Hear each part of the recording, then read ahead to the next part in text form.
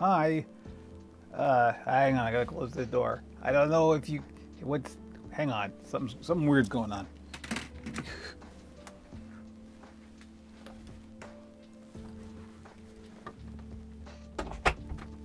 Literally nothing has changed. And suddenly the CPU is freaking out with encoding lag. Seems to be okay now. Joe, if you can see me and I'm not a slideshow, let me know. Let me just check here. Hi. Of course, it's technical issues. I didn't stream for a week, so, it forgot how. Let me look at the channel itself. Okay, that looks okay.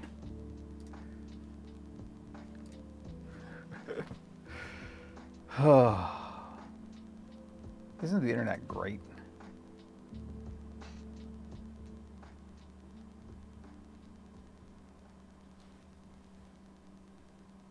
Okay, yes, I can see I'm not a slideshow on Twitch. Wow. Hi, how you doing out there in the internet land? I don't know if anybody's here anymore. Joe, did you bail on me? I wouldn't blame you, believe me. Indiescape, hi. Things are weird. I don't know what's going on. The CPU's having a freak out right now. And encoding lag is going off the charts, and I don't know why, and because nothing's changed, and there's no way to diagnose this. I think we're okay, although the CPU usage is climbing again. Bitrate's good. It's reporting no drop frames here. Let me look at the stats. Stats. Oh boy. Oh, okay, no, it seems to be okay. Oh. I don't know. I don't know if we're going to be able to do this. This is my laptop, just like it was the past couple of streams, and everything's the same. And yet, here we are. I don't know. Human Elias, hello. Okay, Indiescape said it looks fine. We're gonna go. We're gonna go for it because I can see the CPU usage climbing up there. It makes me nervous. Of course, I remember you. Sorry, I'm in the middle of a tech crisis here, so I just want to make sure that we're not dropping frames all over the place. Nothing's worse than a dropped frame. It's hard to pick those things up again. I'm going to bring up the stats window and just kind of have it here. Okay.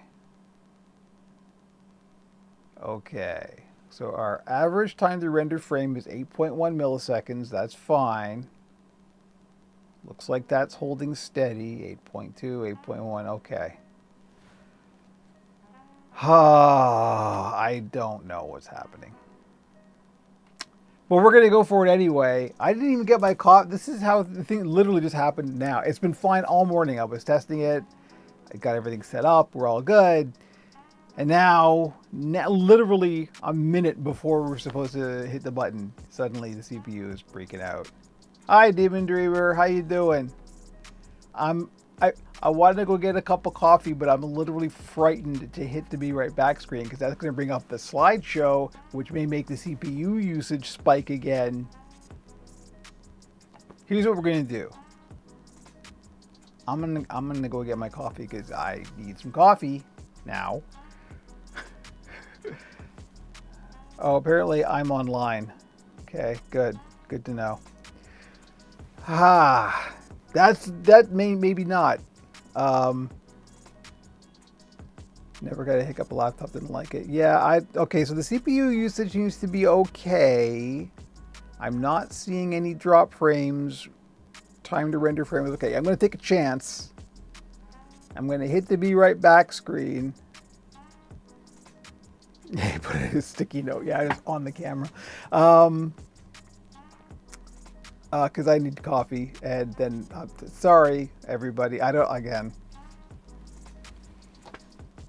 Next week, by next week, we will be off the laptop and onto an actual machine. I've got a Linux machine almost fully configured. The reason we're not using it is because it isn't fully configured, but it seems to be good. We're ready to go. Something bad is happening. What's going on? Put a puppet in the chair. No, I'm gonna hit the button. If it freaks out, it's gonna freak out, right? So if it freaks out, I'll just restart. Stick around. Don't go anywhere, everybody. All right, I'm gonna literally. We'll see how this goes. All right.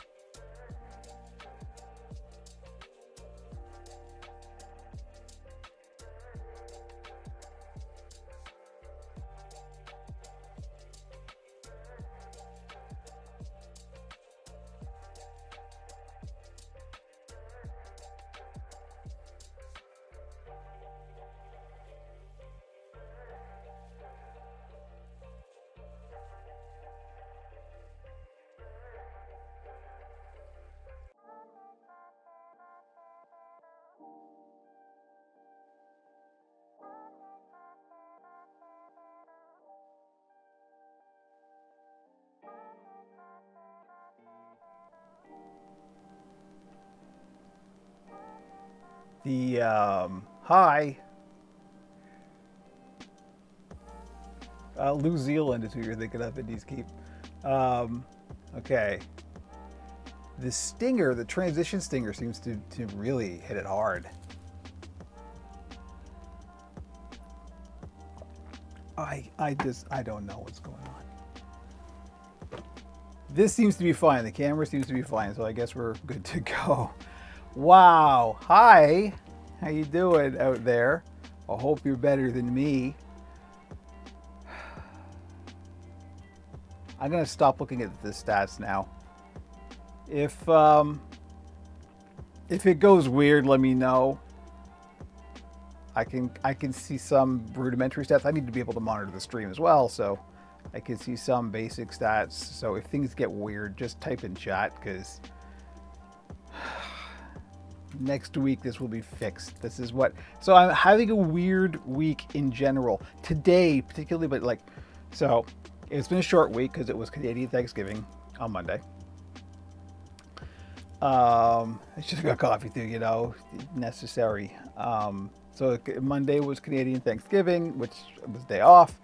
So it was going to be a short week anyway. And my plan originally was to just get back to regular shop builds because the Halloween builds are over. Here's Wolfgang. Wolfgang isn't getting shipped out until Monday, so Wolfgang will be hanging around. Hello, Wolfgang. But yeah, this is a small, if you can believe it. This is just a small, but with all kinds of extra bits. I really love this lip. I'm gonna do more lips like this. Yeah. So Monday was the holiday. Yesterday, our kitchen sink, the drainage pipe sprang a leak. So we had to get that seen to. It was all taken care of. Our built-in supervisor, our superintendent is fantastic. We have a newish one. Fantastic. So if you're watching, good on you. So that interrupted things. So I had originally said, you know what, for the rest of this month, I'm not going to worry about build times and I'm just going to do whatever I want, whenever I want. And so this week is just like gone. Forget it. It's just nothing productive is going to happen this week, and I have resigned myself to that. It's okay. Halloween's been pretty good, so we're just playing around and experimenting. So today is going to be a mixed bag. Hi, Scarlett. Things are really weird with the stream right now. I'm having all kinds of weird CPU overloads on encoding, so there may be some drop frames. It may completely die. I have no idea. Things are weird. We're getting some drop frames every now and then. Shouldn't be. Nothing's changed, but anyway. So if things go sideways, yeah, we're gonna keep this rolling for as long as we can. By next week, I should have the Linux machine fully configured and up and running, and it's got more than enough horsepower to push all this stuff. So turns out the laptop may have some limitations after all. Anyway, that's a long way of saying we're doing kind of a bunch of different things today. And one of them is going to be really interesting because I've never done it before. We'll be playing with some resin for 3D printing stuff. Not a 3D printer, not a resin printer, because that's a whole other thing. But we'll look at that in a second. I need to calm down. This is like, I'm still seeing some drop frame. I don't know what's going on. I tell you, this morning, I'm eating my breakfast. I spill food, not once but twice on my shirt. Wasn't this shirt. I only wear junky t-shirts when I'm just hanging around the house. And in trying to clean the food off of my shirt, I dropped the food onto my foot. It's one of those days. It's one of those, like, everything I touch is just, I'm dropping stuff. I dropped, I have that little plastic container full of foam tongues that I've cut out, and it's full of like tongues and pupils and uvulas. I dropped it, so it just went everywhere, all over the floor. I had to pick up a ton. Yeah, this is a new shirt. So this is one of my newer. So, pretty cool, right? Except, realized too late after I got this, there's a couple of problems with it. First of all, when I go out, I like to tuck my shirts in. And if I tuck my shirt in, my waist is about here. Therefore, all you will see is the eyes. This is very long because it's a Hawaiian shirt. And I also realized one big skull, people are just going to assume it's the Punisher logo. No. I am not one of those guys. One of those pathetic cop wannabes. No. So this is going to be for on stream only. I'm not wearing this out. So enjoy the stream shirt, because here it's fine. Here it doesn't look like anything. But hey, wearing this out and having people think I'm a Punisher fan. Thanks. What do you mean don't tuck it in? Get out of here. Why do you think I wear the nice blazers? Come on. I wore my 1938 blazer to Thanksgiving dinner, and I think fits like a dream. I want more. Yeah, OP stream exclusive. Exactly. You see, this is how much I care about this stream. You get your own shirts and everything. Your CPU usage seems to be getting better. Okay, that's good. I'm a black guy with glasses and a high waist. I tuck in my shirt, look like Steve Urkel. Oh, you know what? Own it. That's it, right? Just whatever you got, work with it, right? Oh boy. We could, the high waist thing, like, don't worry about that, because that's why you get into Jazz Age fashion, right? Because 1940s, the waist just kept getting higher and higher, I get into the zoot suits. Okay, let's actually do a stream. How about? So what are we doing? A mixed bag. The very first thing is something that I've never done before. some of you out there may know of or have done some of this. We're going to go right to the close-up cam. Gus is using your CPU to mine Gus Coin. It's entirely possible. All right, there we go. That worked. We good? Did we drop frames? Isn't there an Urkel puppet? I have no idea. The camera's good. The cameras are good. Okay. So as you can see, what we got here is a couple of 3D printed eyes. And so one of these has been sanded, one of these hasn't. This one's been, this one's been sanded. And you can kind of see it's relatively smooth, but there's still some, you can still see, I know it's hard to see in this camera particularly, but you can still see some layer lines. This one hasn't been sanded at all, and you can see in the reflection, see if we can, there we go. Yeah. You can really see the layer lines. So one of the things I want to do is try and minimize that. Now, of course, sanding is one way. But another way is to be using some of this. This is UV resin. I don't know why he said that in the New York accent. Frankie's creeping up here. This is a fairly common way of smoothing out 3D prints, like filament prints. This is basically the same stuff that goes into a resin printer, except that you're not printing a whole object with it. You're just kind of coating the outside, and you can sand this stuff. The neat thing about this stuff is it cures with UV light. So this little kit came with a little UV flashlight. There we go. How's that? You like that? You enjoy that? Yeah. Any vampires out there? I'm sorry. But it cures with UV light, and it cures in like a couple of seconds. So I've never used this stuff before. It's going to be interesting. This is the experiment for the first part of the stream. So hopefully the whole stream won't die and we could actually do it. Now, as with any chemical, you don't want to get this on your skin, so I am going to put gloves on. This is the stuff that they use in like nail salons a lot for doing like acrylic, not acrylic, but like, well, resin nail. My wife gets her nails done on occasion, and she was quite familiar when I showed her the resin kit. It's like, oh yeah, that's what they use for the nail salon. Like, okay, well, I guess it can't be too dangerous then. I mean, they are qualified estheticians after all. Don't drink it, no, don't worry. So I'm gonna get gloves. I'm also gonna open the window. It's nice and cool. The reason we didn't stream last week, FYI, in case you missed it, there wasn't a stream last week, was we had an unseasonal, or probably completely seasonal now, heat wave, and it was 1,000,000 degrees in here, so it was not working weather. Today, however, is a nice fall day, so we're gonna open the window and we're gonna get the fan going, just because this stuff it's smelly. It's kind of like nail polish. You don't necessarily want to be breathing it in a lot. You don't really need to use a respirator. I mean, it's never a bad idea to use a respirator. Let's just... Wait, you don't like working in an oven? I do not. I am, again, one of the few reasons I don't live in New Orleans is because of the weather. I could never live in a tropical climate like that. I'm a cold weather person. Okay, so I'm putting some gloves. These are small gloves. Turns out a little small for my hands, although that's nice because then they're very form-fitting, so I can actually like feel what I'm doing, which is good for puppet building. So the whole thing with this is you basically paint it on, try and get a nice even coat, and then cure it and sand it.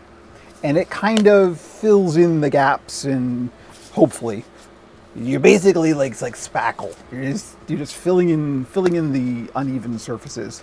And you can sand this stuff. And you can also dye this stuff as well. I've got some resin dye that we may play with in a bit. So I think the first thing I want to do, since I've never even touched this stuff before, I have no idea how this is actually going to go. I'm just going to get a little, put it on a piece of card, hit it with a UV light, and see what happens to it, because I don't actually know. So just let me get a piece of cardstock or something to, a little bit of scrap. Oh, that's not scrap. This is the pattern for Wolfgang's t-shirt. See, here you go. I literally just measured him and made a T shape.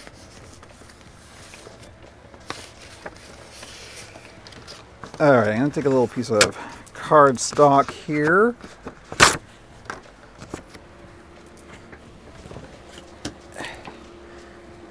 Now it's got this little, because this is a bonding kit, so this is for literally gluing stuff together.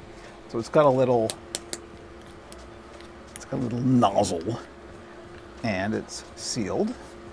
Let's change that. Can I do this with gloves on? Probably not. Do I need a tool? Probably.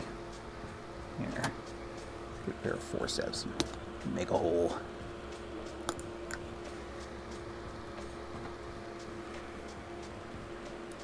I did make clothes. Yeah, I did. Wolfgang, that tunic that Wolfgang is wearing is made by me. There is like the same. It's basically the same thing as the Oracle's robe. It's literally just a T shape. I headed to Build-A-Bear Friday to make a wife a birthday present. Can also peek, see if they have some. I want to snag for puppet outfits. Yeah, so I know for a fact that the Project Puppet patterns are all. I mean, the Simple series are all designed to be able to fit Build-A-Bear outfits. Build-A-Bear outfits are really handy. Not that I've ever actually used them, but I know for a fact that a lot of people do. Okay, so here we go. We're gonna see if we can get this centered. This is really weird, wonky to try and center this on the camera, but so I'm just gonna get a little dollop of it there, just a little blob. And we're gonna hit this with the vampire light.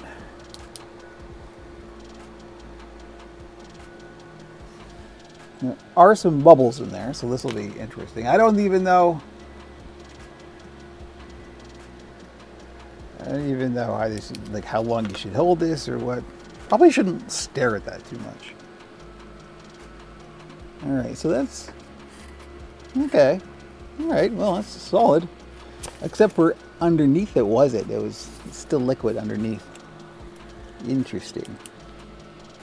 So thickness matters.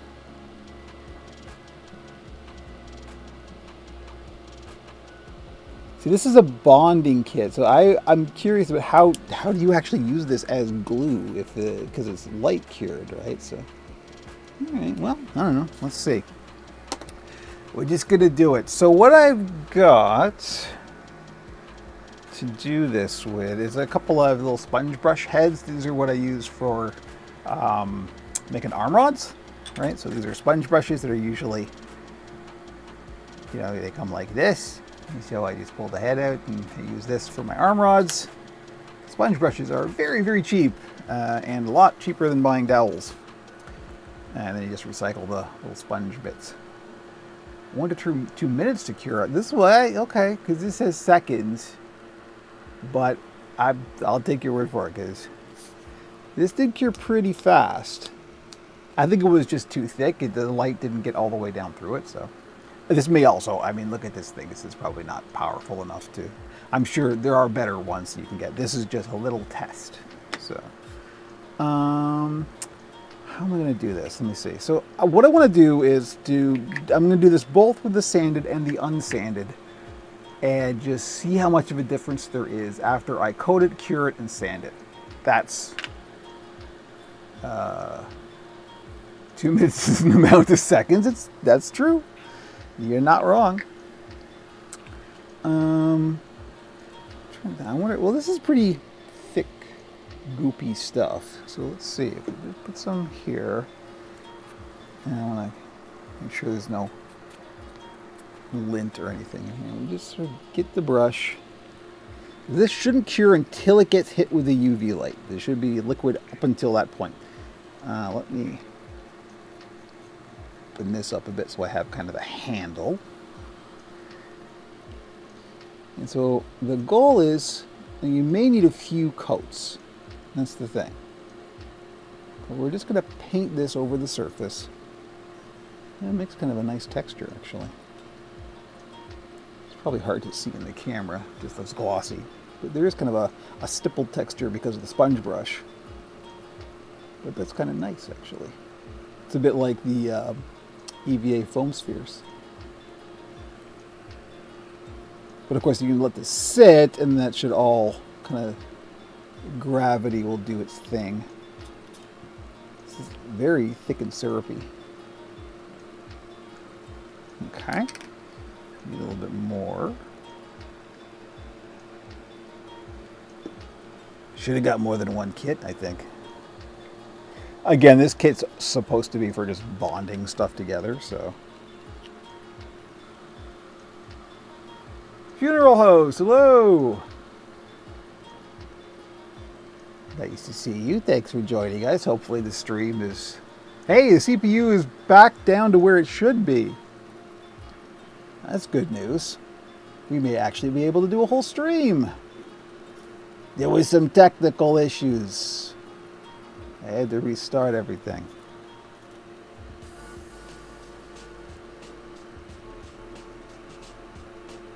So I'm putting this on. I'm trying to get this as even as possible. Of course, it's not. I'm sure I'm holding it. I'm sorry. I'm holding it off camera. Of course I am. My apologies. This actually seems... I can see it smoothing out the layer lines already. That actually looks pretty good. Ooh, that's encouraging. That's very... This is the unsanded one too. This has got some potential. I hope Seth is watching, because Seth does eyes like this too. All right, so we're gonna hit this with the UV light. We're gonna close this up so it doesn't accidentally get a splash of UV.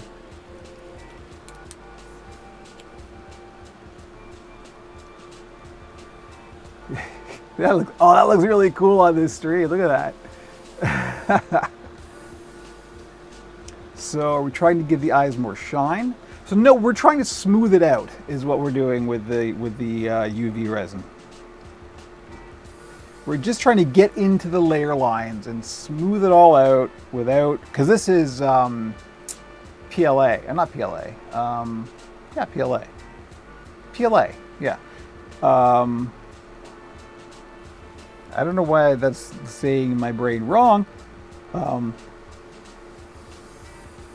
This is not the kind of plastic that you can cure with acetone. It's not ABS. And this is one way I have read on the internet that people will smooth their 3D prints without resorting to chemical means. So I don't know how long we should do this. Now that still seems to be.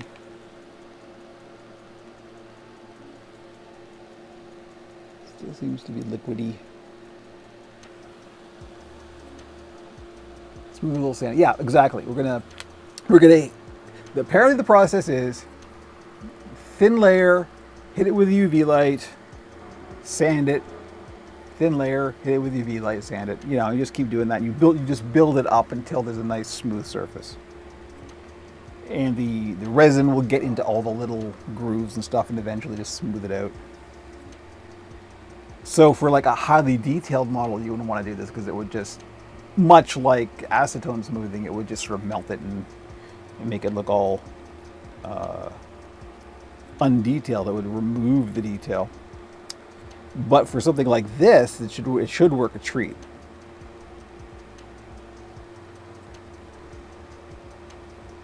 I think we need a better UV light. I think that's one thing. This little pen light that comes with the kit is not enough to do this. That is my guess. I mean, it's doing something. It is curing. It's just we got to do like a little tiny area at a time. Still, this is a cool experiment. I'm liking the potential that's here. I can see it already.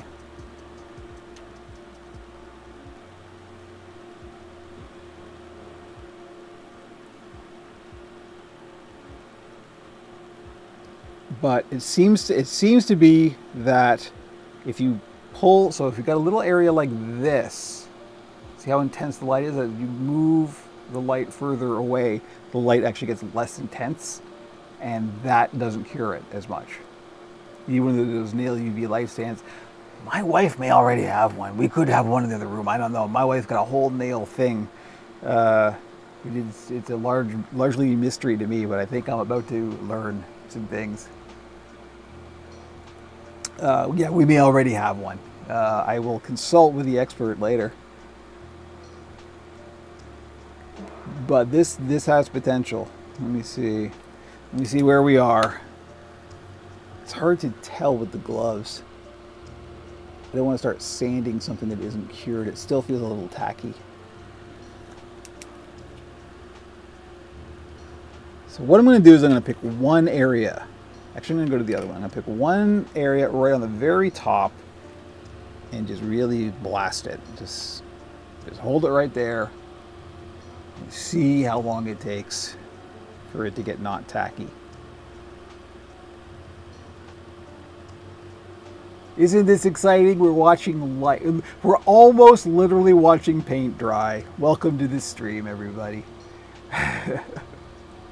The good news is the CPU seems to be not freaking out anymore. The other interesting thing is this stuff isn't really smelling at all. I can smell a little bit, but nothing. It's nowhere near as bad as like nail polish or anything like that.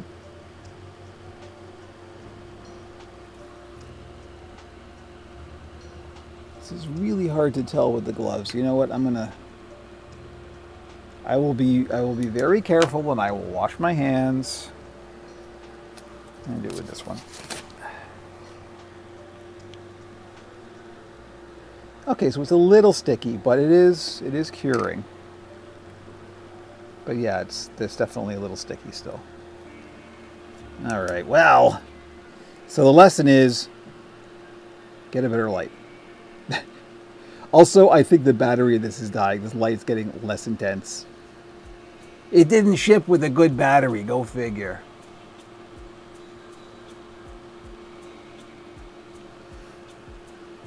Yeah, so I think I am going to have to get a better UV light for this to work at all. There's really no point in continuing with this until I do get a better light, because this seems to have hit a maximum cured point that this light's going to do it. So I'm going to set these aside. I'm going to throw this in the garbage. Well, probably not, but hopefully, let me see. Does this have a removable battery? It does. It's 1 AAA. Okay, I got those.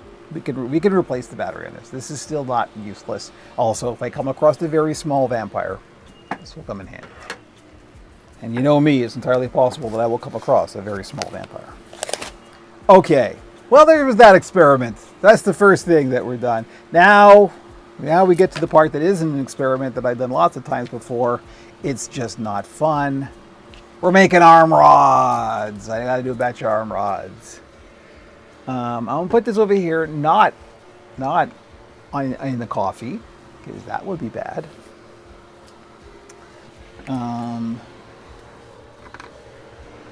But as we know, with the arm rods, I have made a few small vampires. It's true. Both spellings. Speaking of coffee. So I use epoxy, two-part epoxy to join the rod to the dowel. And that stuff is smelly. My mic is hot. I'm going to turn that down a little bit. It went into the red at one point, and I apologize. I don't have a compressor on it. This whole system needs, well, again, by next week we'll be on a different machine. So, oh, I tell you. Okay. So what we got to do is we got to get good old two-part epoxy. I don't know. Again, with the accent, what are you doing? And this is one thing. Again, it's never the wrong choice to wear a respirator. So You know, this stuff is really smelly. You probably don't want to be breathing it in for long periods of time. It's not as serious as something like Barge. Of course, I'm dreaming of New York. I was joking at Thanksgiving dinner, let's just go to New York tomorrow. We didn't, obviously, but oh, it's open the bag, you can smell now. The last time I did this, I think I got this the wrong way around, so I may have actually plugged up this thing, and it may have, like, created... Oh, no, I think we're all right. Okay. I shouldn't have done that before I was ready, because I need something to mix this with. Gotta have a popsicle stick or something over here. Hey, look at that, popsicle sticks. So let me get this ready because I'm not set up here. Well, we should leave it on the close-up cam. I guess we will. I'll try and get this all in camera. It's not terribly camera friendly, unfortunately. Sorry for the shaky cam. But I gotta get some paper towels here, ready to go. And I gotta get a cup ready to receive the future arm rods.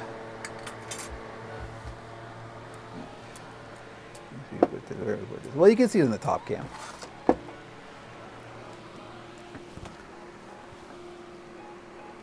Okay, yes, the CPU is okay. I don't know why it was freaking out. That was so weird. All right, anyway. So what we're going to do is we're going to hopefully... Uh-oh. Okay, no, we're all right. We got both sides. We got to get out two-part epoxy.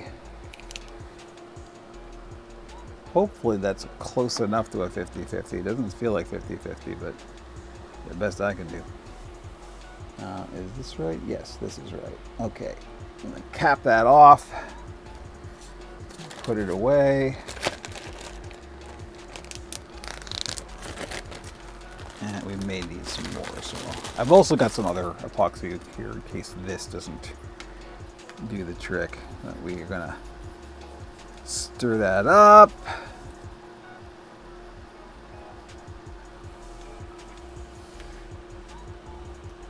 The other day I was totally using earplugs were working with Danger Honey. The logic was the ear, nose, and throat are all connected. What's the opinion? You know, I can see that, except for you're not inhaling air in through your ears unless you're really talented. You're not, like, it's true. They are all connected. That's why, you know, ear, nose, and throat specialists are that. And you can, like, you know, as we know from Hamlet, you can poison somebody by pouring poison in their ears. Shakespeare was scientifically accurate, you know. But I don't think that the fumes are enough to get in there. And you've got, like, you know, humans have hairs and things that stop particulate matter. Like, I would be surprised. I'm not saying it's impossible. I would just be surprised if you got enough in through your ears. There's, like, because the eardrum is literally a membrane, right? So with the amount of Danger Honey we use, don't see a reason. Yeah. That's. I would just assume. Again, I'm not a doctor, so I would be surprised if it were a real thing. Sounds a bit internet conspiracy-y. Conspiracy-y? So anyway, just getting the goop. Put the goop in the hole. That's the lesson of today, kids. Put the goop in the hole. You know, just make up your own jokes now. Yeah, I felt the same. I was curious. No, it's a good question. I mean, it's always a good idea to ask safety questions. There are no bad questions. As Susan Stohelit on Discworld says, questions don't have to make sense, answers do.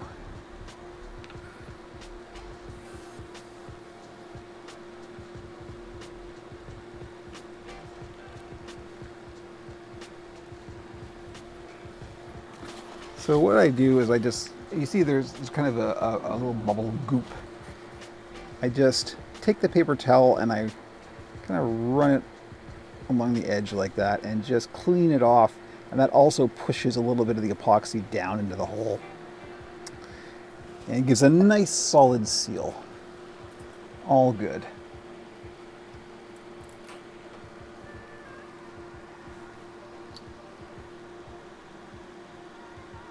Probably going to need to mix up a little bit more of this, I think. But the nice part about this is, after it's all done, we have a whole batch of arm rods, enough for 6 puppets. Assuming they all have 2 arms. Which is not always the correct assumption.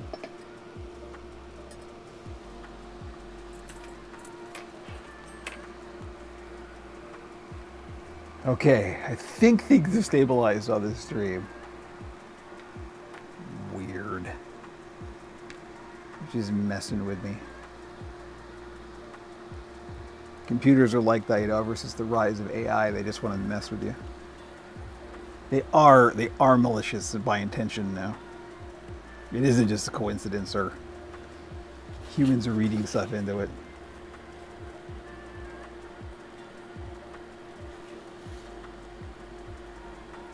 Go ahead and prove me wrong. As long as nothing catches fire, yes.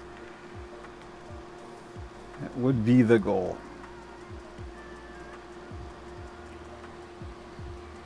So after this, I'm actually not sure what to do. I didn't have anything planned for it. I was assuming the resin thing would work a little bit better than that, and that it would be like sanding and coating and sanding and coating. I am planning on making a couple of greeblies so we can actually just go ahead and do some of that.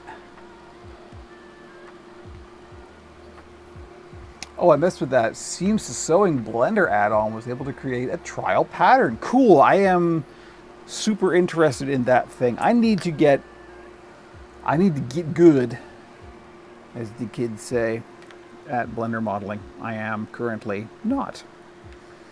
But ever since a 3D printer, that has moved up the priority list. Because all kinds of things, like Wolfgang's ears, for example, are 3D printed.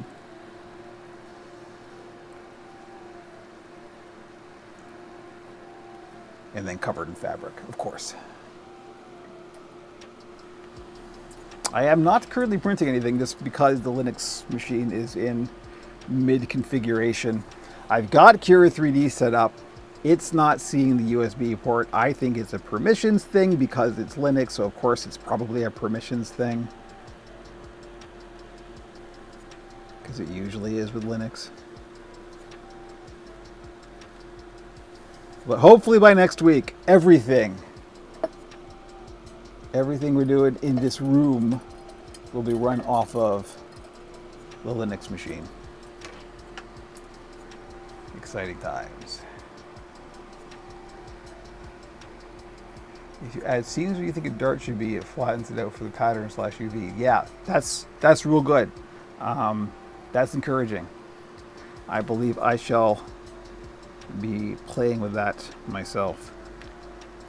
Whole new frontier of patterning, which is exciting.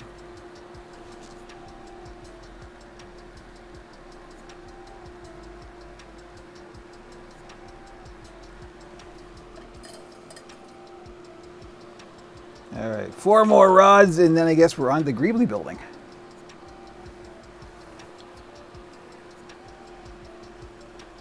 Which means we may, in fact, be pulling out the Danger Honey. Hey, we're doing a closed door, highly ventilated stream. We might as well get the Danger Honey out, right?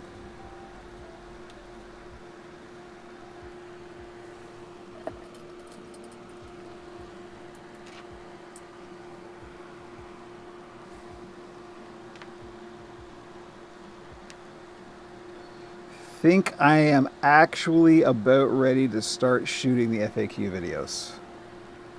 Believe it or not. I know I've talked about it for a long time and nothing's happened. I think it's about time.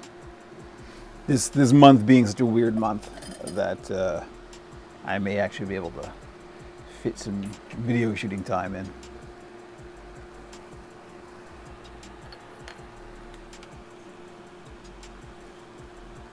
I think we'll be able to get away with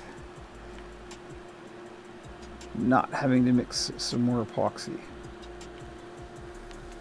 which would be good because I hate this stuff.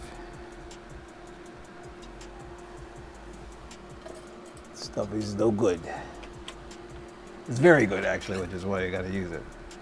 It just smells bad.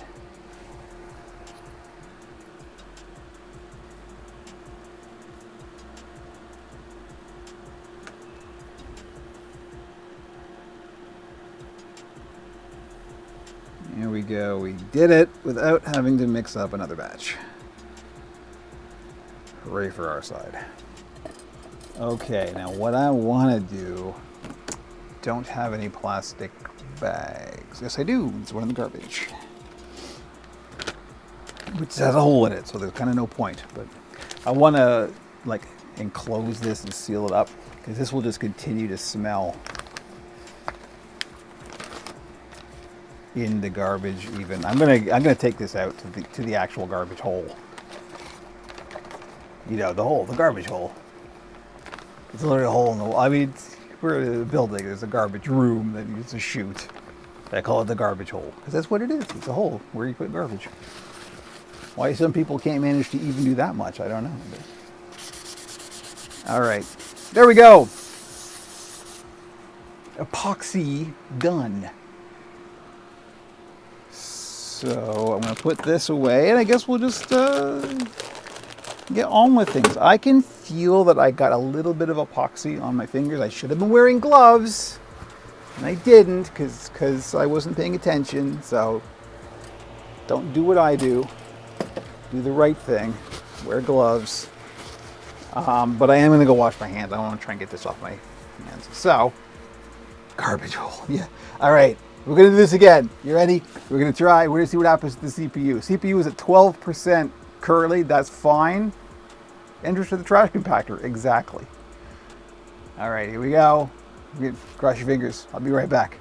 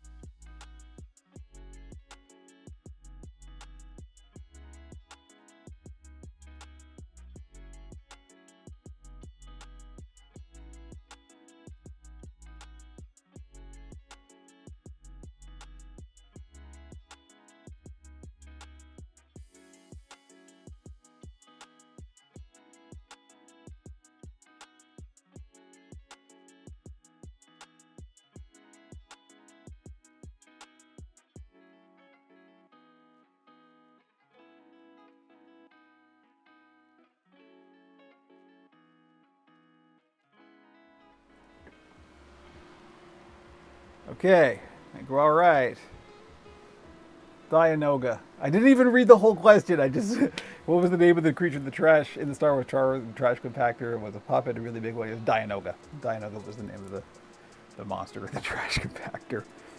3263827 is the number, or the serial number of the trash compactor. I know some things about Star Wars, it turns out.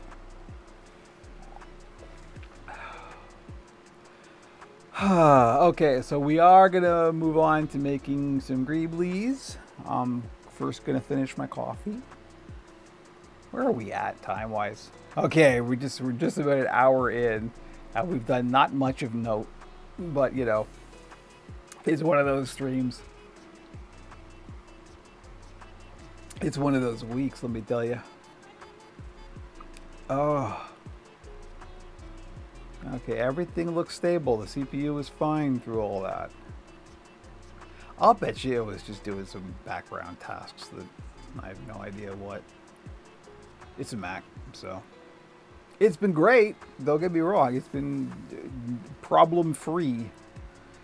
We had some drop frames on the podcast live stream, but that was from network lag because it was on Wi-Fi. Literally, we did that whole uh, a podcast live stream on Wi-Fi.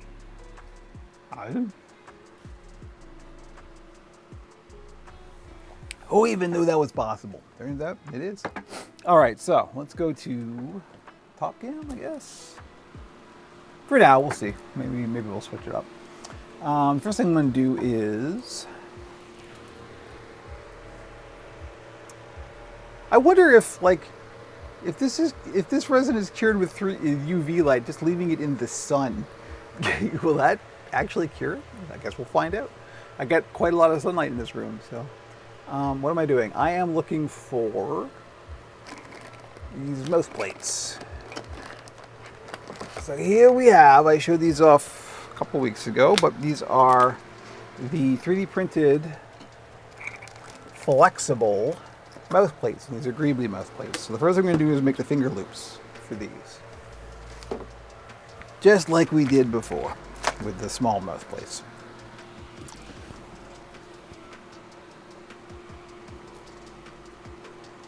Podcast live stream seemed pretty huge. Yeah, it was. Well, it was also on the good camera as well. This was also on the Blackmagic 4K camera. Although we were only broadcasting in 1080, it was still like, it's a real camera with a real lens and everything. So the visual quality should have been pretty good, despite the fact that we were in my living room and the lighting was terrible. Oh, if we do stuff like that again, we'll work on possibly a better set situation. So this is made with TPU filament. These are 3D printed, and they are flexible, which is very cool because that's what we want in a Greebly mouth.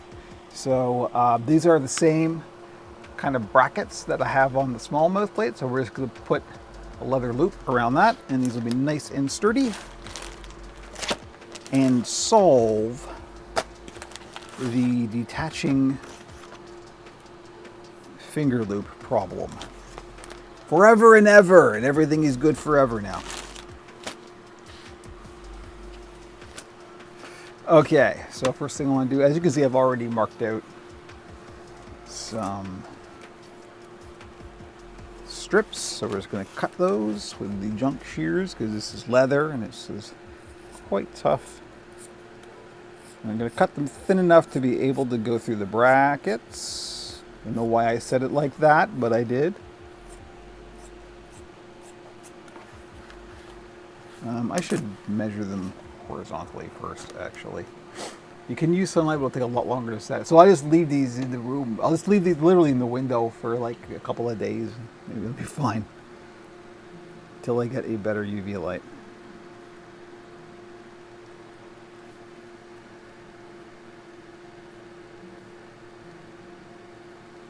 Okay, I know I measure this every time. I should just remember 3 inches. 3 inches is what you want. 3 inches, Gavin.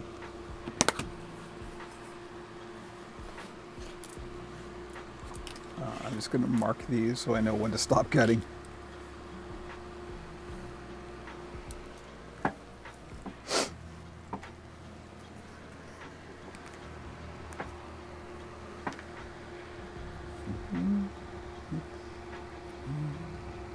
Close. 15 and 18. Okay. So the whole thing. Okay, fine. We need, what, 4? We need 4 of these.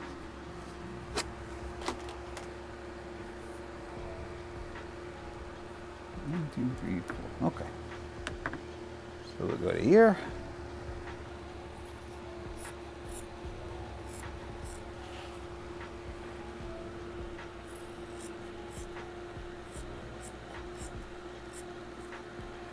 And voila. Might need to trim that down a little bit more. Got a bit wide at the end there. That might not fit, but we'll see.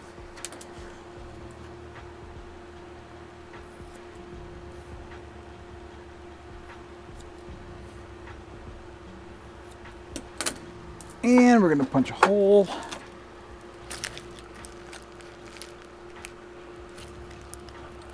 In both ends. And then we're going to get to some hand sewing. Yay, hand sewing. Everybody loves hand sewing.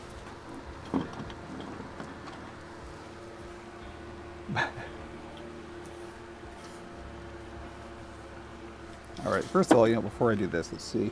Yeah, that is a little too. Just gotta trim these up a little bit to make sure they'll fit through.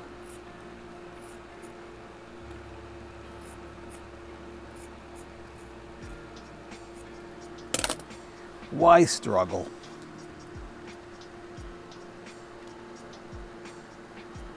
Why is not going through? Oh, this one's got. I gotta actually clear out some goopy filament in there. There we go. Let's see if we can get that all the way through this time. Come on, you can do it. I believe in you. Here we go. Yep, that's good. Here we go. Okay. You're good. You're probably too wide. Chippy, hello. Nice to see you. Welcome. You're on YouTube. I think, is everybody on YouTube currently? Possibly.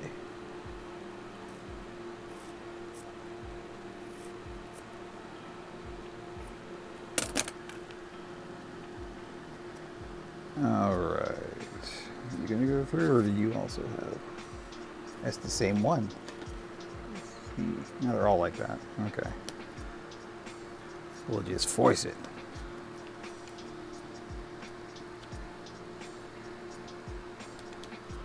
Just making sure these will go through eventually.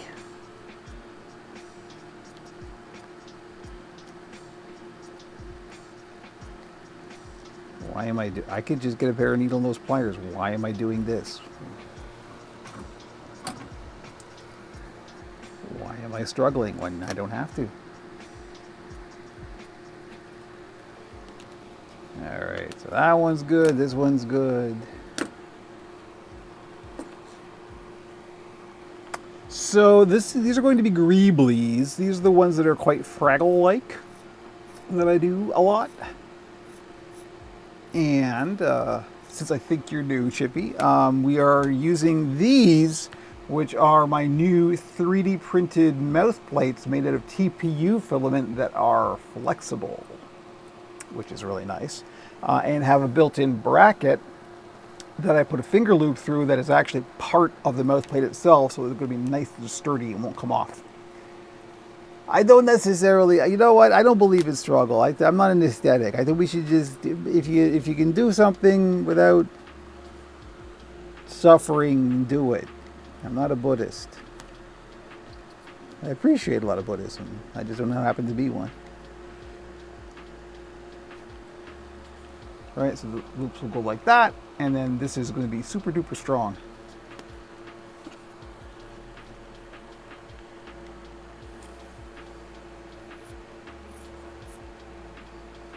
So now that we have our leather trimmed up to the right size, now we're going to punch holes. We're going to keep that because we'll probably need it. We're going to punch some holes in either end, feed them through, and then stitch them closed. We get a nice leather punch and a mallet. I love the mallet. Boom.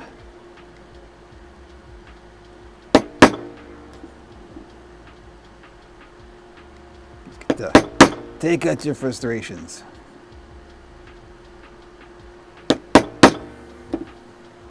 I have a lot of frustrations. I have enough. You saying I don't?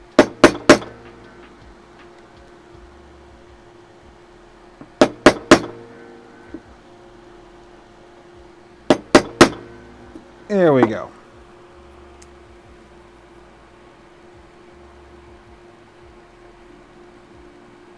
Some of you visited the chat and only 4 thumbs up. Don't forget to hit that thumbs up. You know who you are.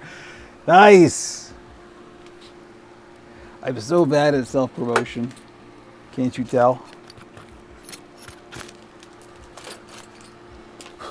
We don't know that they're all human. So you're making an assumption there. It's a puppet stream. There could be frogs and chickens. You know, you never know. Okay, since we're doing hand sewing, I guess we'll just go to this camera. Enjoy this, I guess. Look, you knew the deal when you showed up. If you'll forgive me, I gotta blow my nose. However, I'm gonna mute the mic.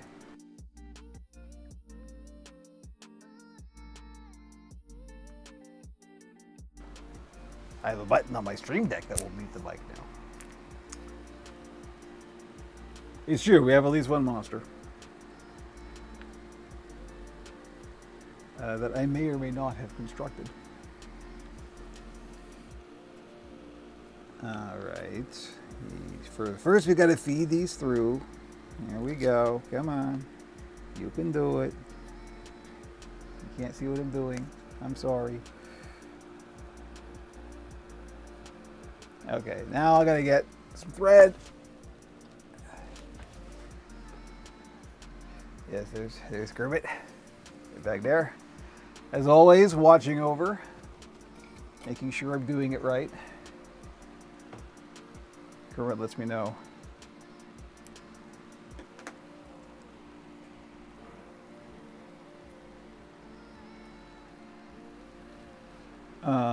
So yeah, so all I'm doing now is I'm just taking this leather loop and stitching it closed.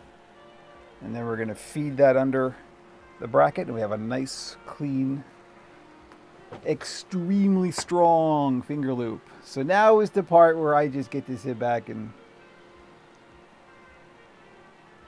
sew by hand. I still got the fan going. That epoxy wasn't actually all that smelly, which concerns me. I think maybe the two-part isn't two-part enough. I guess we'll see if it cures or not. May have to do all that again, but that's all right.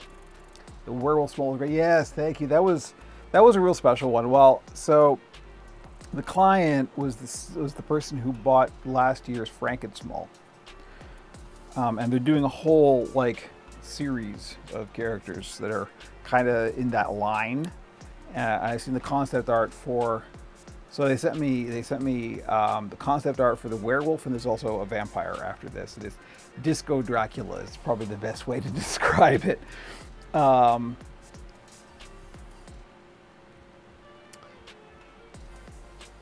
made a bird puppet. I have, so kind of.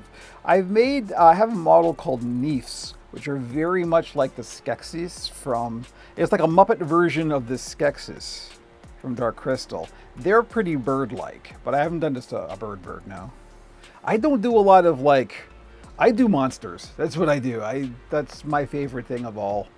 I just make monsters. I have only recently started making even vaguely human-like characters.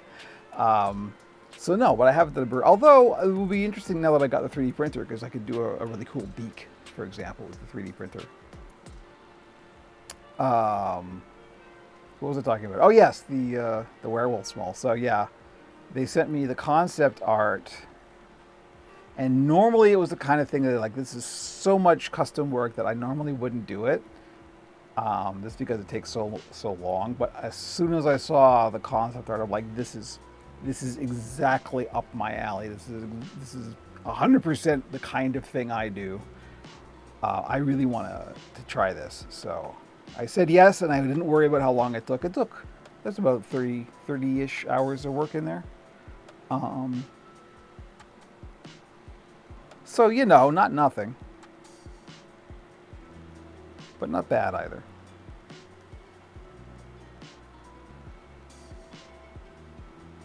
You do a monster with the beak. Well, this is the thing. I think I'm going to be doing some more Neefs soon.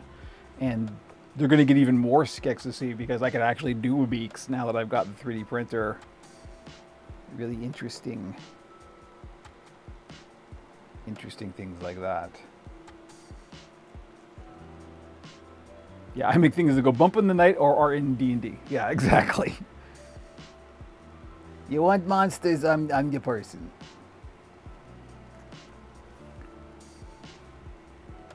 I guess that is the last frontier for me, now that I've accepted that I will occasionally do human-style characters.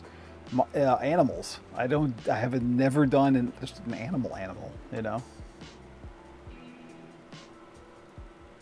Or even animal, for that matter. Although I've been asked. Oh, yes, I have.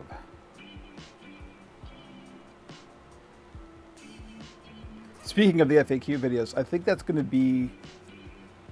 I'm not going to start necessarily with build FAQ videos. I'm going to start a lot with like client FAQ videos. And that's like, how much does it cost to make a puppet? Can you make a Kermit for me? You know, like a lot of those kind of questions that I do have to answer a lot. This would be a good way of being able to talk about that stuff and explain why yes, why no, why things cost what they do. I had to go old school making a big L200 foam, cut and glue into shape, covered in fleece. That's great though. That's like, honestly, I will still, despite the fact that I've got the 3D printer, there are times when it is like more appropriate or just better to do it the old school way. Like, it's one of those when all you've got is a hammer, every problem looks like a nail, right? When you've got the 3D printer, you think you're going to solve every problem. Hello, I've missed the username. Hello, new person. Thank you for joining.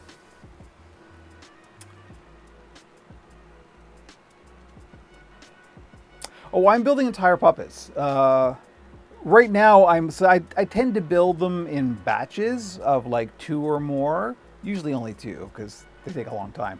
So right now I'm just building the mouth plates for 2 puppets. That will hopefully be done by next week. But since I'm building these just for my store, not for a client, I do tend to build them in kind of, in multiples. All right, there's one.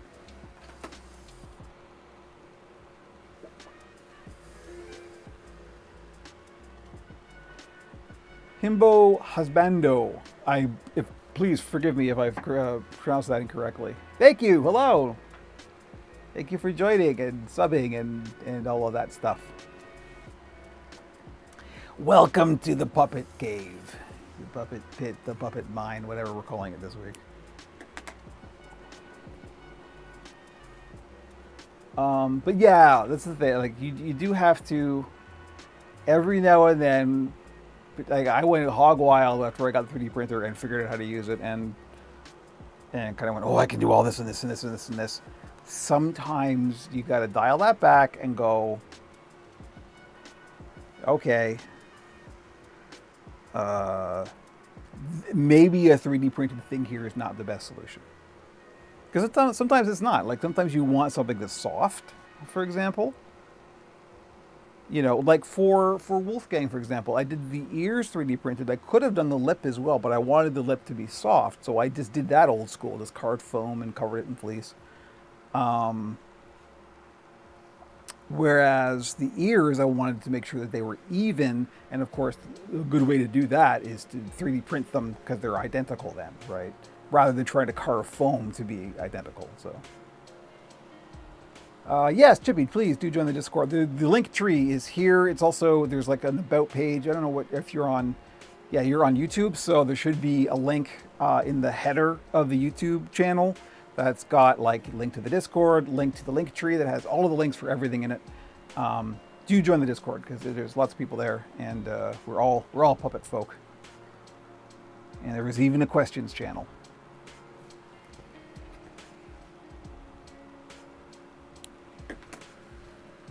Very handy resource. If you're on Discord, of course. I'm not trying to force anybody to go on a platform that they're not already on. But Discord's handy. Particularly in this age of weird social media.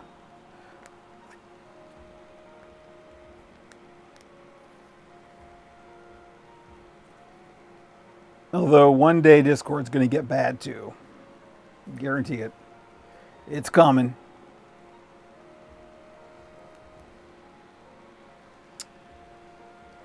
The trend of all venture capitalist internet stuff,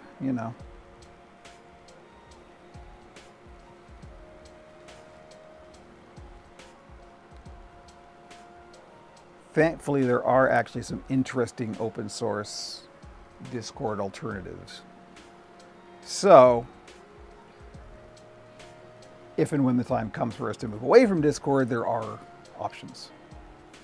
And me being a Linux enthusiast, hosting that kind of stuff is not necessarily an impossible hurdle. So we're all good. The Operation Puppet community will continue no matter what the big platforms do. We'll ride out the storm, be roaming the wasteland in our Mad Max cars together.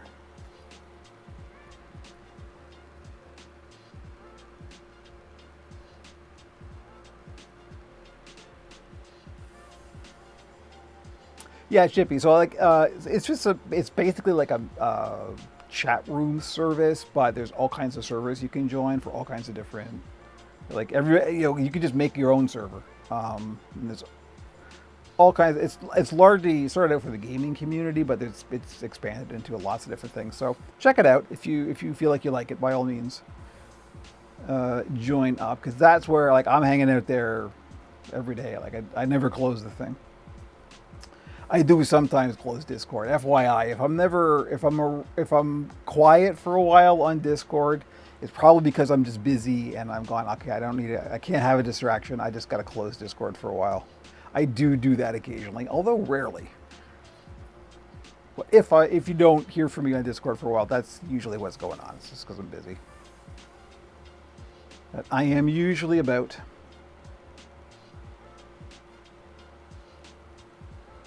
Yeah, I'm sorry, Indiescape. The one guarantee, the old adage: if you don't pay for it, you are the thing being sold. It's like Discord's gonna get to a point where it just isn't making enough money for the venture capitalists who fund it. So it's gonna happen.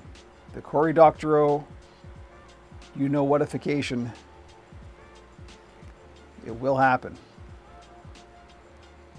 Open source is the only way forward to escape that nightmare. We're evangelizing open source software on the Puppet stream. Good job, Kevin. Well, thank you for joining us, Chippy. Nice to have you. Welcome. Do this every week, mostly. Sometimes not, but we try and do it every Wednesday at this time, 11 a.m. Eastern. So you're welcome anytime. It's not always this exciting. It's not always sitting around and watching me eat hand. So thank you very much. Hope you have a good day. It's usually this exciting. So if you haven't heard, although you probably have, we are on a bit of a hiatus from the podcast. Hence, we're not promoting it because I don't even have the button anymore. Till January, we will be back. There are going to be some behind the scene changes on the podcast. We have moved to a different host. You shouldn't notice anything out there. I did the migration already. It seems to be fine. Basically.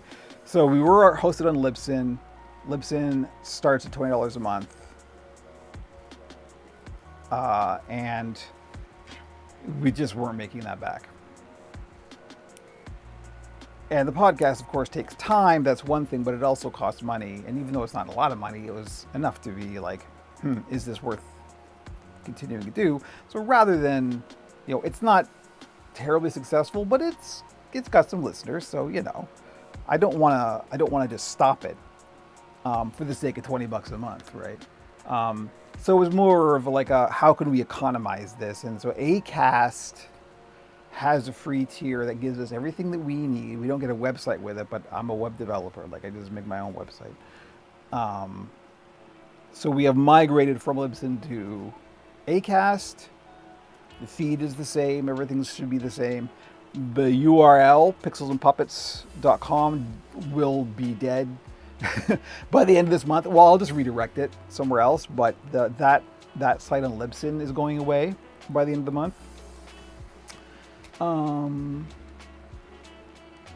So there's that. We're also, when we come back, we're going to be doing more recording remotely.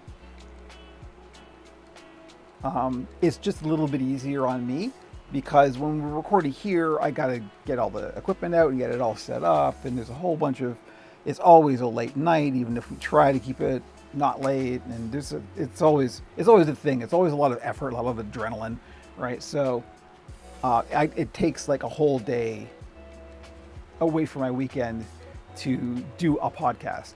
That's just not great. So if we do more, like we're still going to get together. We're still going to do at least once a month. We're going to do an in-person recording, but we're going to do every other podcast remotely because then it's nothing. It's just like sit down, load up a Discord call, hit record, go, right? And then like the minor editing. So that will make things a little bit easier on me. And it will mean that like I'm more inclined to keep the podcast going. It doesn't have great numbers, but there's some people, and I don't want to like not discount, but like to ignore those people and just say, oh, well, you're not worth the effort, because you are. It's just more of me finding a way to justify continuing to do it because we like doing it. That's the other thing, is like we just enjoy making the podcast, and I hope that comes across that we actually enjoy what we do. So I've also been toying with the idea, if we are going to do more remote recording, of actually going to a different cadence.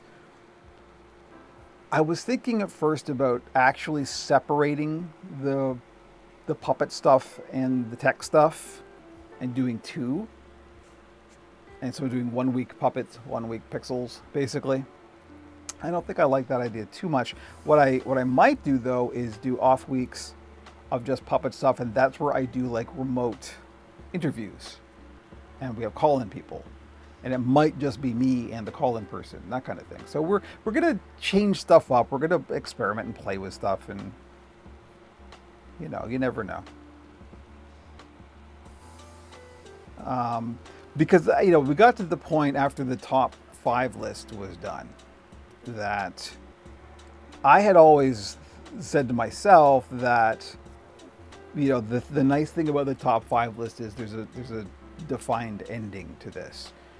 So we'll see where we are when we're done the top 5 list, and then we'll assess what changes, if any, we have to make.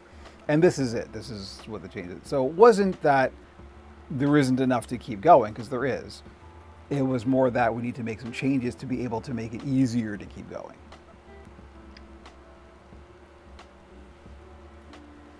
Yeah, that's the thing. This remote recording is just so much more flexible, and efficient. But it's also got some downsides, like the fact that it's not quite the same dynamic as when you're in the same room, right? It's close. I'll be frank. It is much closer than I thought it was going to be. I assumed it was going to be very, very different feeling, and it really kind of isn't. Thankfully, because of low latency VoIP calls and stuff, it's kind of just like talking, So that's all. That's we are coming back in January, but those are going to be the changes. I think we'll probably do the first one in person, just because when we're back. But that's all. And if you all have ideas or suggestions or things you'd like to see us do, I am always open to community input, as it were. I actively encourage it because I can't have all the ideas.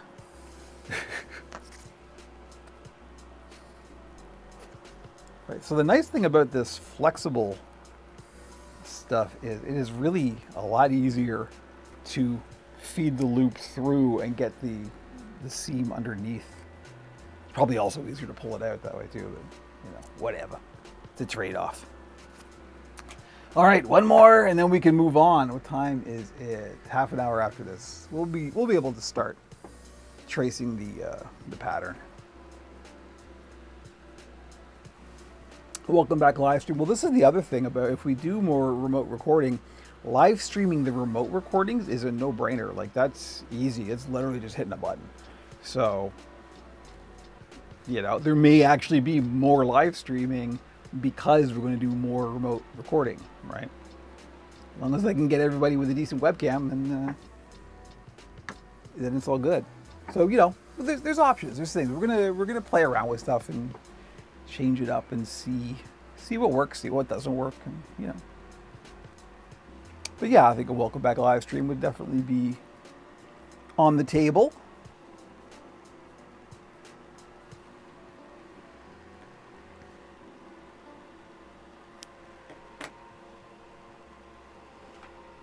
The one podcast live stream that we did do was way better attended than I thought it was going to be. I mean, just because of the time and stuff, I assumed there wasn't going to be that many people, and there was a decent audience. So that was very nice. It's always, you need the feedback as a creator, quote unquote content creator, which, as you all know, is a term I cannot stand. I wish there was a better. Artist is probably the best way of saying it, but that sounds a bit pretentious.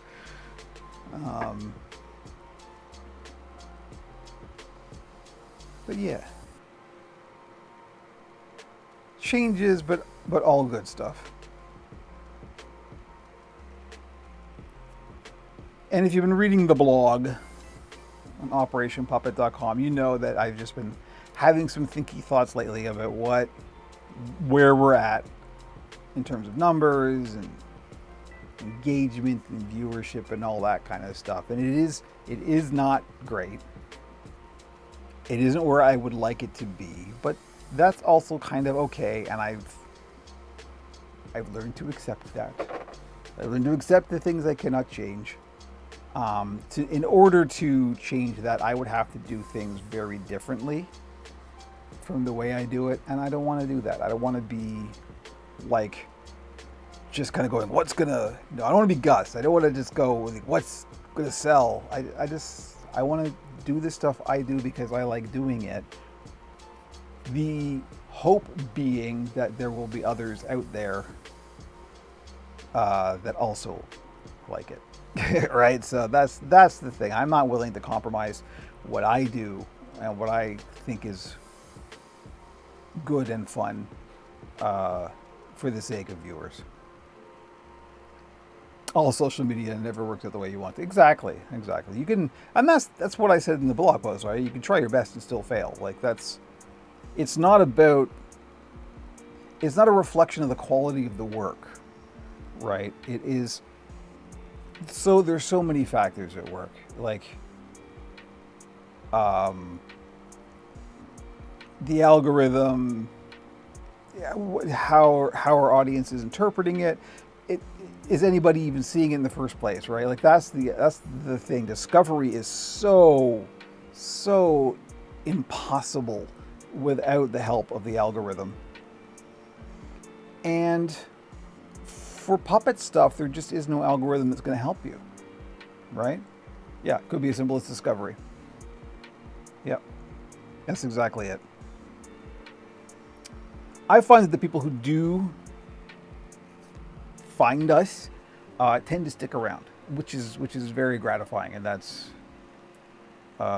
says to me that, like, although there aren't a lot of people that like what I do, as it were, that's a really Charlie Brown way of putting it. I'm sorry, but it's true. The people who do like it tend to be like people who stick around. So that says that you're doing the right thing, right? Yeah, there's an audience, but the internet doesn't understand who that audience is at all. Exactly. There is no algorithm that'll help Operation Puppet. There just isn't. Because it's mainstream, right? When you look at what are your suggestions say when you go to any social media site? What does Instagram want to show you?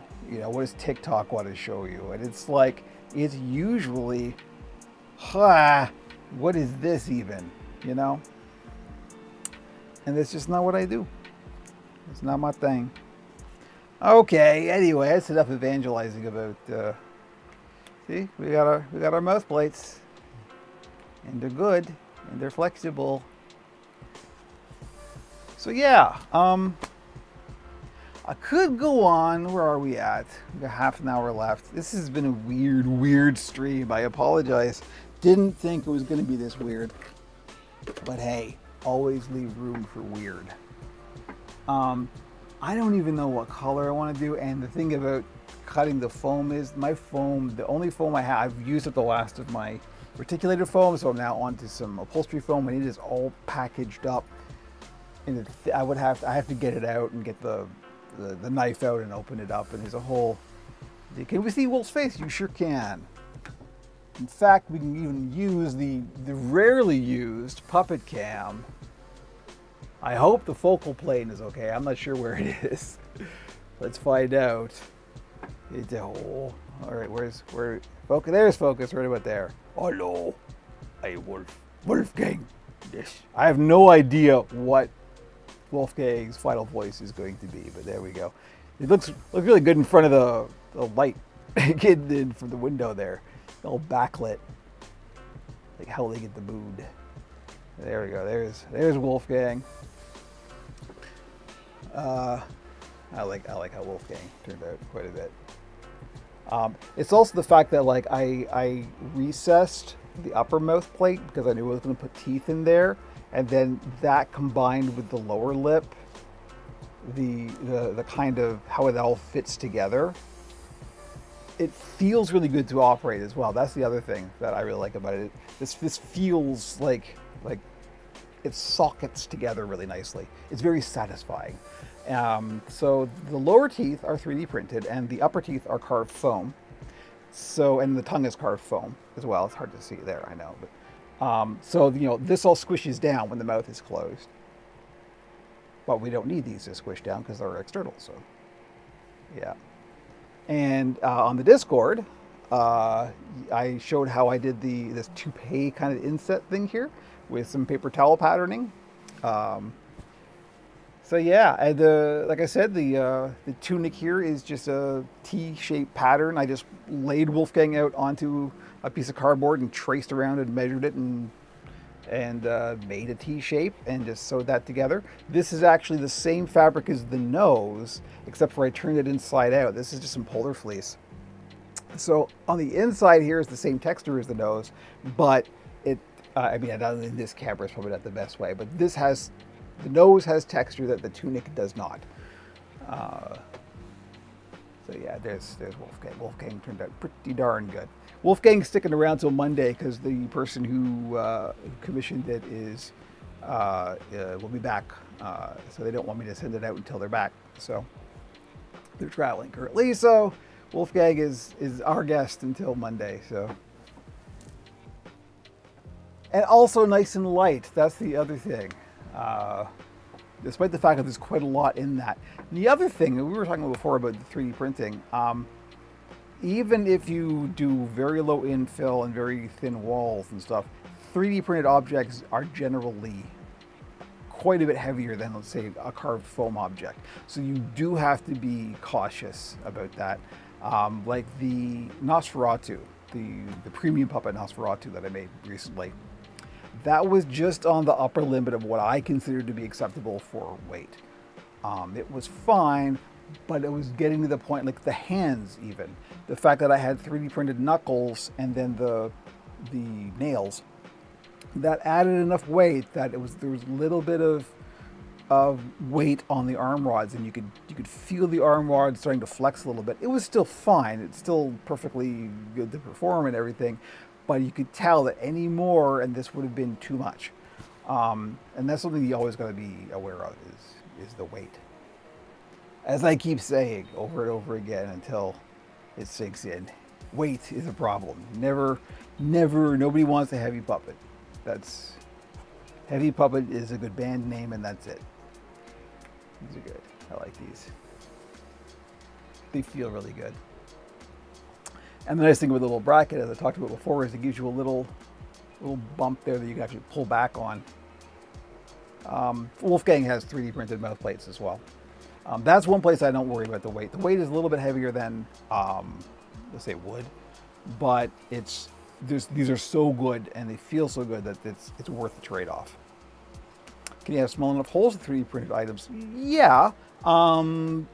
I would be wary about doing that on the 3D printer. It might be okay to just like drill holes, for example, to take some weight away for sure. It really kind of depends. Well, I literally got the kitchen scales out and I cut like a piece of foam about the same size as the ear, and I weighed. I actually have the very first kind of generation, very first printing of the ear, because this was too heavy. This was like 3 times as heavy as a piece of foam. Now, of course, a piece of foam weighs nothing, right? But even then, I was like, I want to get this down to as close to a piece of foam as I can. So this has like 10% infill. I actually went down to 0% infill. So all this was just the shell. And then covered it with fleece. And that got it down to a weight that I thought was, I can't remember what the numbers are off the top of my head, but so I've still got these. I don't know what I'm going to do with these, but I mean, melt them and do something else with them. I don't know. And no good for a single one of these on a puppet, so I have no idea what I'm actually going to do with these. I just want to keep them as a souvenir of the first premium puppet, right? But yeah, this was a little too heavy, so I just kept it, and I made another. But that's again the nice thing about the 3D printer is you can go, okay, this isn't quite right. Let's print another one, right? Where was most of the weight? So the most of the weight is in the infill. So that's like, you know, the honeycomb or whatever you've got in there to support the structure. Usually you want that kind of thing just for stability, but for this, it wasn't really important. The shell was fine, again, because of the size and because of the shape. It is a triangle already. Like, it already has built-in stability.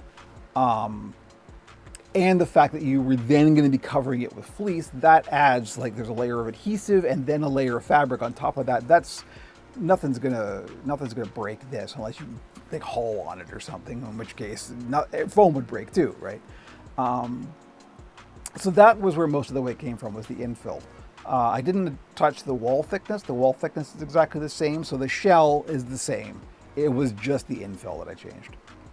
And also the fact that because it gets very thin here, and so there's kind of a solid chunk kind of in the middle where it was too thin to do infill.